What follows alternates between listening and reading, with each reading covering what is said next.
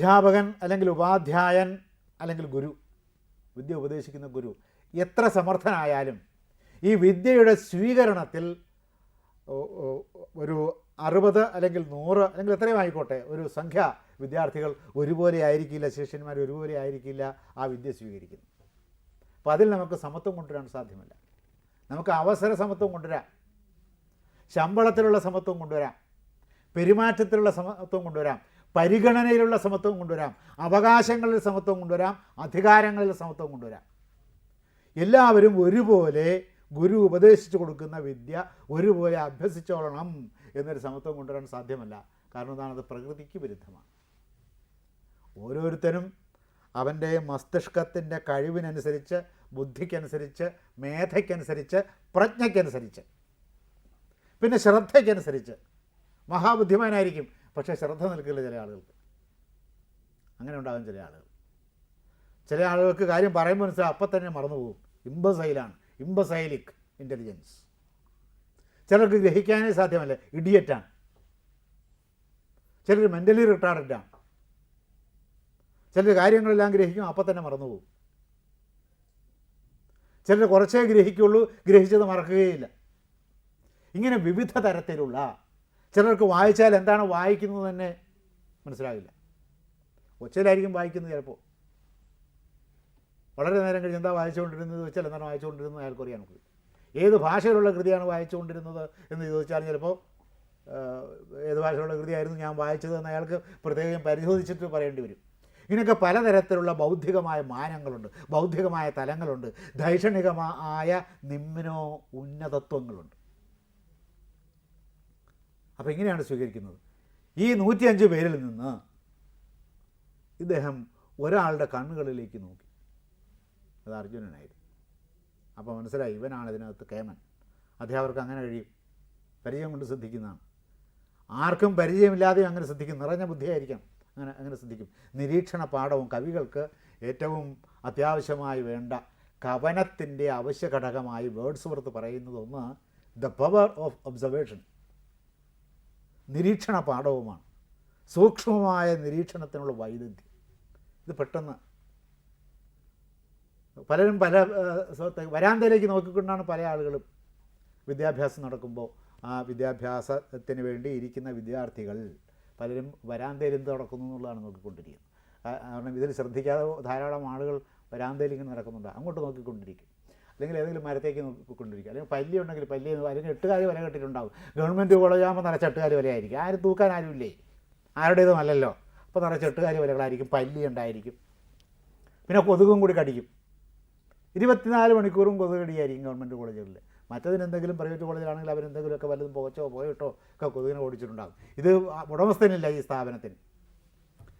പിന്നെ ഈ സ്ഥാപനങ്ങൾ ഒരു പ്രത്യേകത ഞാൻ പറഞ്ഞിട്ടുണ്ട് നേരത്തെ, എല്ലായിടത്തും ആലുകൾ എടുത്തു നോക്കുക എന്നുള്ളതാണ്. നാണമില്ലാത്തവൻ്റെ എവിടെയോ ആലുകൾ എടുത്തു എന്നതുപോലെ മിക്ക സ്ഥലങ്ങളിലും ആലുകൾ എടുത്ത് നോക്കായിരിക്കും. ഈ ആര് വെട്ടിക്കളയണം എന്നുള്ളതാണ്, അല്ലെങ്കിൽ പറിച്ചു കളയണം എന്നുള്ളതാണ്. അത് ആരുടെയും ഇപ്പോൾ KSRൽ പറഞ്ഞിട്ടില്ല, ആല് പറിക്കേണ്ടതാര് എന്നൊരു ചോദ്യം KSRൽ ഉന്നയിച്ചിട്ടില്ലാത്തതുകൊണ്ട് ആല് പറിക്കാൻ ആരുമില്ല. ഇത് പിന്നെ പള്ളിക്കാരുടെ ഉടനെ അച്ഛൻ പറയും കയറി പറിക്കടാ, ഉടനെ അവൻ കയറി ആല് പറിക്കും. അച്ഛനോട് തിരിച്ച് ചോദിക്കില്ല ഈ ആല് പറിക്കുന്നത് വിദ്യാഭ്യാസത്തിൻ്റെ ഏത് നിയമത്തിലാണ് അച്ഛാ പറഞ്ഞിരിക്കുന്നതെന്ന് ചോദിക്കില്ല. പറഞ്ഞാൽ ഞാൻ എൻ്റെ ജോലി കാണില്ല. അതാ കാരണം. ഇപ്പോൾ പലരും പല രീതിയിലാണ് അധ്യാപനത്തെ ഉൾക്കൊള്ളുന്നത്, വിദ്യയെ ഉൾക്കൊള്ളുന്നത്, വിദ്യയെ സ്വാംശീകരിക്കുന്നത്, സാത്മീകരിക്കുന്നത്, വിദ്യയിൽ താതാത്മ്യം പ്രാപിക്കുന്നത്. ചോദിച്ചോളൂ. വിദ്യാർത്ഥിയുടെ ഈ മനസ്സിലാക്കലിലുള്ള നിമ്നോന്നതിയെക്കുറിച്ച് പറഞ്ഞല്ലോ. ഇത് ജനിതകമായിട്ടുള്ള ഉണ്ടാവുന്ന ഒരു വൈകല്യമാണോ, അല്ലെങ്കിൽ ഇത് നമുക്ക് പരിശീലനത്തിലൂടെ ഭേദപ്പെടുത്തിയെടുക്കാവുന്നതാണോ? പരിശീലനത്തിലൂടെ കുറച്ച് ഭേദപ്പെടുത്തിയെടുക്കാം. ഇപ്പം ചിലർ ജന്മനാ അരോഗ, സാധാരണ പറയുന്ന ഒരു വാക്ക് ഉപയോഗിച്ച് പറഞ്ഞാൽ അരോഗ ദൃഢഗാത്രന്മാരായിരിക്കും ജന്മന. ചിലർ അങ്ങനെയല്ല, ജന്മന ഒരു രോഗപ്രകൃതമായിരിക്കും. അങ്ങനെ രോഗപ്രകൃതമായ ആളുകൾക്ക് പലതരത്തിലുള്ള അഭ്യാസങ്ങളിലൂടെ അവരുടെ രോഗപ്രകൃതി മാറ്റിയെടുക്കാം, കുറേ പരിഹരിക്കാൻ കഴിയും. എല്ലാ കാര്യത്തിലും ഒരു പരിധിവരെ ഇതിനൊക്കെ പരിഹാരമുണ്ട്. ഒരു പരിധിവരെയേ ഉള്ളൂ താനും ഇത് പരിഹരിക്കാം. ഇപ്പോൾ ഓർമ്മശക്തി ഉണ്ടാകാൻ പലതരത്തിലുള്ള അഭ്യാസങ്ങൾ, പരിശീലന ക്രമങ്ങൾ നേടാം. പിന്നെ പാഞ്ചഭൗതികമാണ് ശരീരം എന്ന് ആയുർവേദം സങ്കല്പിച്ചിരിക്കുന്നു. ഈ പഞ്ചഭൂതങ്ങളിലെ ഏതിൻ്റെ ന്യൂനതയാണ് ഈ ജനിച്ച വ്യക്തിക്ക് ഉള്ളത് എന്ന് മനസ്സിലാക്കിയിട്ട് ആ ന്യൂനത പരിഹരിക്കാനുള്ള ബാഹ്യമായ പദാർത്ഥത്തെ അനുശീലിപ്പിക്കുക വെച്ചാൽ തീറ്റിപ്പിക്കുക. മരുന്നാകുമ്പോഴാണ് അനുശീലിപ്പിക്കുക എന്ന് പറയുന്നത്. ഇപ്പോൾ ഓർമ്മശക്തി കുറവാണ് ഒരാൾക്ക്, അപ്പോൾ അതിനെന്ത് വേണം? സദ്യ പ്രജ്ഞാകരീ വച. വച എന്ന് പറഞ്ഞാൽ എന്താണ്? വയമ്പ്. പ്രജ്ഞാകരിയാണ്, പ്രജ്ഞയെ ഉണ്ടാക്കുന്നതാണ്, പ്രജ്ഞയെ ഉദ്ദീപിപ്പിക്കുന്നതാണ്, ബുദ്ധിശക്തിയെ ഉദ്ദീപിപ്പിക്കുന്നതാണ്. വയമ്പ് കൊടുക്കണം. അപ്പോൾ അതിനകത്തൊരു ആചാരമാക്കി വെച്ചു. കുട്ടികളായിരിക്കുന്ന കാലത്ത് വയം വരച്ചു കൊടുക്കുക. അങ്ങനെ കൊടുക്കാറില്ലേ? ഇല്ല. നാമകരണം കഴിഞ്ഞാൽ വയമ്പ് കൊടുക്കുന്നത്. ഈ വയമ്പ് കൊടുക്കുന്നത് എന്തിനാണെന്നാണ് വിചാരിച്ചിരിക്കുന്നത്? അങ്ങനെയെങ്കിലും നന്നായി പോകട്ടെ, അച്ഛനമ്മയ്ക്കോ ബുദ്ധി ഉണ്ടായിരുന്നില്ല, എന്നാൽ പിന്നെ ഈ കുട്ടിക്കെങ്കിലും ശകലം ബുദ്ധി ഉണ്ടായിക്കോട്ടെ എന്ന് വിചാരിച്ചിട്ടാണ് ഈ വയം വരച്ച് ചുണ്ടത്ത് തേച്ച് കൊടുക്കുന്നത്. സദ്യ പ്രജ്ഞാഹരി വച, സദ്യ പ്രജ്ഞാഹരി ശിംബി എന്നാണ് അടുത്ത വരി. ശിംബി എന്ന് വെച്ചാൽ കോവൽക്കായ. കോവൽക്കായ നിത്യമായിട്ട് തിന്നുകയാണെങ്കിൽ ഉള്ള ബുദ്ധി പോയി കിട്ടും. പരീക്ഷിച്ച് നോക്ക്. ദിവസേന അത് കറി വെച്ചങ്ങ് കൂട്ടിയാൽ മതി. ഇത്തിരി കൂടുതൽ കഴിച്ചോളൂ, കുഴപ്പമൊന്നുമില്ല, ഉള്ള ബുദ്ധി പോയി കിട്ടും. അങ്ങനെയാണ് ആയുർവേദം പറയുന്നത്. അപ്പോൾ ഇങ്ങനെയുള്ള പരിഹാര ക്രമങ്ങളുണ്ട് ഇതിനെല്ലാം. പരിശീലനം കൊണ്ടാവാം. എപ്പോഴും ഓർത്തെടുക്കുക എന്ന് പറയുന്ന ഒരേ കാര്യം തന്നെ ഓർത്ത് ഓർമ്മശക്തിയിൽ ചില പരിഷ്കാരങ്ങൾ വരുത്താം. പക്ഷേ ഇതിനൊക്കെ പരിധിയുണ്ട്. പ്ലേറ്റോവിനെ സംബന്ധിച്ച് പറയുന്നത് 24,000 ശ്ലോകങ്ങളുണ്ട് ഇലിയഡിൽ. 24,000 ശ്ലോകങ്ങളും അദ്ദേഹത്തിന് അറിയാമായിരുന്നു. എന്ന് പറഞ്ഞാൽ എന്താണ്? എപ്പോൾ വേണമെങ്കിലും അതിൽ നിന്ന് അദ്ദേഹത്തിന് ഉദ്ധരിക്കാനും കിട്ടത്തക്ക വിധത്തിൽ അറിയാമായിരുന്നു. അടുത്തത് ഏതാണാവോ, ഈ ഇന്ന പദ്യഭാഗം മുതൽ ഇന്ന ഭാഗം വരെ പഠിക്കുക എന്ന് പറഞ്ഞിട്ട് നമ്മൾ അടയാളപ്പെടുത്തിക്കൊണ്ട് വരുമല്ലോ സ്കൂളിൽ നിന്ന് ടീച്ചറോ അധ്യാപനമൊക്കെ പറയുമ്പോൾ. അത് ചൊല്ലാൻ പരീക്ഷാളിൽ നിന്ന് എഴുതാൻ നേരത്താണ് അതിൻ്റെ ബുദ്ധിമുട്ട് മനസ്സിലാകുന്നത്. അതിൻ്റെ ഇടയ്ക്കുള്ള വരികളൊക്കെ വിട്ടുപോകും. ഇങ്ങനെയല്ലാതെ ഏത് സമയത്തും വെറുതെ ഇരുന്നുകൊണ്ടും ഈ 24,000 ചൊല്ലി കേൾപ്പിക്കത്തക്ക വിധത്തിലുള്ള തികഞ്ഞ ബുദ്ധിശക്തിയായിരുന്നു പ്ലേറ്റോവിന്. അത്തരം ഒരാൾ പിന്നീട് ഗ്രീസിൽ തന്നെ ഉണ്ടാകുമെന്ന് സംശയമാണ്. അതുകൊണ്ടാണ് റസൽ പറഞ്ഞത്, പിൽക്കാല തത്വചിന്താ ചരിത്രത്തിൽ ഉണ്ടായിട്ടുള്ള വികാസങ്ങളെല്ലാം പ്ലേറ്റോയുടെ ഫിലോസഫിക്ക് എഴുതിയിട്ടുള്ള ഫുട് നോട്ടുകളാണ്, അടിക്കുറിപ്പുകളാണ് എന്ന് ബെർട്രാൻഡ് റസൽ അദ്ദേഹത്തിൻ്റെ ഹിസ്റ്ററി ഓഫ് വെസ്റ്റേൺ ഫിലോസഫി എന്നതിലെ പ്ലേറ്റോവിനെ കുറിച്ച് പഠിക്കുന്ന ഭാഗത്ത് പറഞ്ഞിട്ടുണ്ട്. അത് വളരെ സത്യസന്ധമായ ഒരു പ്രസ്താവമാണ്. ആരെയും പ്രശംസിക്കുന്നതിൽ വലിയ പിശുക്ക് കാണിക്കുന്ന ആളാണ് റസൽ. അപ്പോൾ ഇതിൽ കുറേ ന്യൂനതകൾ പരിഹരിക്കാം. കുറേ ന്യൂനതകൾ ജന്മസിദ്ധമാണ്, അത് അപരിഹാര്യമാണ്. അപ്പോൾ ഇതിൽ നിന്ന്, ഈ കണ്ണുകളുടെ തിളക്കത്തിൽ നിന്ന് മറ്റ് കാര്യങ്ങളിലേക്കുള്ള അശ്രദ്ധയിൽ നിന്ന്, ആചാര്യൻ്റെ മുഖത്തേക്ക് മാത്രം നോക്കിക്കൊണ്ടിരിക്കുക എന്നതിൽ നിന്ന്, ആ പറയുന്ന വാക്കുകൾ അങ്ങനെ തന്നെ കൊത്തിയെടുക്കുക എന്നതിൽ നിന്ന്, ആ വാക്കുകളെ അദ്ദേഹത്തിൻ്റെ പദപ്രവാഹത്തെ വലിച്ചു കുടിക്കുന്ന ഒരു കണ്ണുകളാണ് ആരിൽ കണ്ടത്? അർജുനനിൽ കണ്ടത്. അപ്പോൾ അർജുനനെ പ്രത്യേകം ശ്രദ്ധിച്ചു അദ്ദേഹം. പിന്നെ അർജുനൻ പൊതുവെ ശിഷ്യന്മാരുടെ പ്രത്യേകത എന്താണ്? എങ്ങനെയെങ്കിലും ഇതൊന്ന് തീർന്നു കിട്ടണം എന്ന് വിചാരിച്ചിട്ടാണ്. ഇത് എപ്പോൾ തീർന്നു കിട്ടും എന്നുള്ളതാണ്. തീർന്നു കിട്ടുകയും എടുത്തൊരോട്ടമാണ്. എല്ലാവരും കൂടി പോയി ഭക്ഷണശാലയിലേക്ക് പോയി പാത്രം എടുത്ത് ഇരിപ്പാണ്.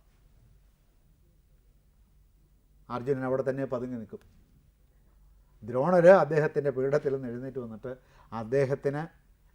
അദ്ദേഹം ഭക്ഷണം കഴിക്കുന്നിടത്ത് പോയി അദ്ദേഹത്തിന് ഭക്ഷണത്തിന് വേണ്ടുന്ന പരിചരണങ്ങൾ ചെയ്തു കൊടുത്ത്, അദ്ദേഹം ഭക്ഷണം കഴിച്ച് കടന്നു കഴിയുമ്പോൾ അദ്ദേഹത്തെ വീശിക്കൊടുത്ത് അദ്ദേഹം ചെറുതായിട്ട് റിലാക്സ് ചെയ്യുന്നു, ആശ്വസിച്ചിരിക്കുന്നു എന്ന് തോന്നിയതിന് ശേഷം മാത്രമേ അർജുനൻ വന്ന് തൻ്റെ ഭക്ഷണം കഴിക്കൂ.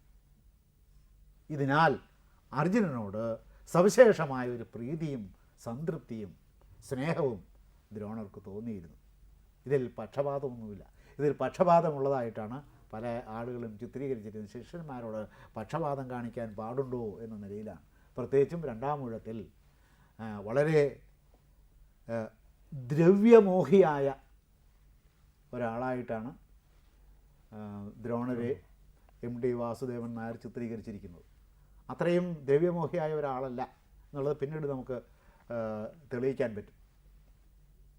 ഈ ബന്ധം സുദൃഢമാവുകയാണ്. മാത്രവുമല്ല, അദ്ദേഹം പഠിപ്പിക്കാത്ത അല്ലെങ്കിൽ പഠിപ്പിക്കാൻ തുടങ്ങിയിട്ടില്ലാത്ത, ഭാവിയിൽ പഠിപ്പിക്കാനിരിക്കുന്ന ഉന്നതമായ പാഠ്യഭാഗങ്ങളെക്കുറിച്ചുള്ള വിശദീകരണങ്ങൾ സംശയം എന്ന രീതിയിൽ അവതരിപ്പിച്ച് ഇദ്ദേഹത്തോട് കൂടുതൽ പാഠങ്ങൾ ഗ്രഹിക്കാനുള്ള ശ്രമത്തിലും അർജുനൻ ഏർപ്പെട്ടു തുടങ്ങി.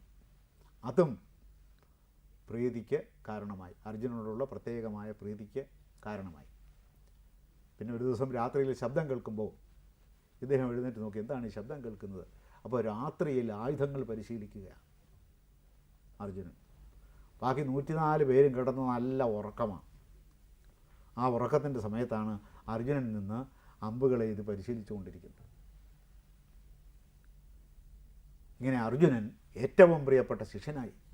അപ്പോൾ അർജുനനെ വിളിച്ച്, ആ രാത്രിയിൽ തന്നെ അർജുനനെ വിളിച്ച് കെട്ടിപ്പിടിച്ച് നെറുകയിൽ ചുംബിച്ചിട്ട്, വ്യാസൻ അങ്ങനെയാണ് പറഞ്ഞിരിക്കുന്നത്. നെറുകയിൽ അങ്ങനെ ചുംബിക്കാറുണ്ട്, എനിക്കറിഞ്ഞൂടാ. നെറുകയിൽ പേനും ഇതൊക്കെ എണ്ണയും ഒക്കെ അല്ലേ തലയിൽ ഇരിക്കുന്നത്. അപ്പോൾ പേനില്ലെങ്കിൽ പോട്ട എണ്ണ ഉണ്ടാവുമല്ലോ, അപ്പോൾ അതൊക്കെ മുഖത്തും ചുണ്ടയിലും ഒക്കെ പറ്റുമല്ലോ. എന്തായാലും അദ്ദേഹം അർജുനൻ്റെ തലയിൽ ചിലപ്പോൾ എണ്ണ കാണില്ലായിരിക്കും. ചുംബിച്ചിട്ട് കെട്ടിപ്പിടിച്ച് ആശ്ലേഷിച്ച് ചുംബിച്ചിട്ട് പറഞ്ഞു, നീ എനിക്ക് ഏറ്റവും പ്രിയപ്പെട്ട ശിഷ്യൻ, നിന്നേക്കാൾ വലിയൊരു ശിഷ്യൻ എനിക്കില്ല, നിന്നേക്കാൾ വലിയ ധനുർധരൻ, ധനുർവേദ വിദ്യാവിദഗ്ധൻ ഇനി ലോകത്തിൽ ഉണ്ടാവുകയുമില്ല, ഞാൻ നിനക്ക് ഉറപ്പ് തരുന്നു എന്ന് പറഞ്ഞു. അർജുനൻ സന്തോഷം. ഇതാണല്ലോ ഒരു ഗുരുവിൽ നിന്നൊരു ശിഷ്യന് കിട്ടേണ്ടുന്ന ഏറ്റവും വലിയ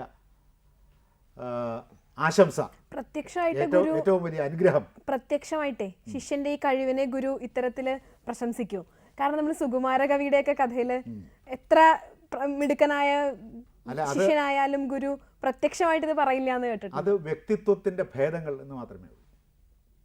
ഇതിപ്പോ ആദ്യഘട്ടങ്ങളിലാണ് ശിഷ്യനെ പ്രശംസിച്ച് വഷളാക്കരുതാത്തത്. ഇതിപ്പോൾ ഇയാൾ സ്വന്തം നിലയിൽ വളർന്നു കഴിഞ്ഞിരിക്കുന്നു, ആചാര്യനോട് കടപിടിക്കുമെന്നുള്ള നിലയിൽ എത്തിയിരിക്കുകയാണ്. അപ്പോൾ സമഭാവനയിൽ കാണുകയാണ്. അപ്പോൾ പിന്നെ പ്രശംസിച്ച് അവന് കൂടുതൽ ഉത്തേജനം കൊടുക്കുക. അപ്പോൾ ഉത്തേജിപ്പിക്കാൻ വേണ്ടി ആണ് അത് തുറന്നു പറയുന്നത്. പിന്നെ അത് പ്രശംസയല്ലത്, വസ്തുത കണ്ട് ഇരിക്കപ്പെടുത്തി മുട്ടിയിട്ട് അദ്ദേഹം പറയുന്നതാണ്. ഓരോ സമയത്തുമുള്ള അദ്ദേഹത്തെ സമീപിച്ചുള്ള സംശയം ചോദിക്കൽ, ആശങ്ക തീർക്കൽ, കൂടുതൽ കാര്യങ്ങൾ പഠിക്കൽ, കൂടുതൽ അഭ്യാസങ്ങൾ ചെയ്യൽ. അപ്പോൾ ഈ അഭ്യാസ വേഗം അർജുനന് ഉള്ളത്രയും മറ്റാർക്കുമില്ല.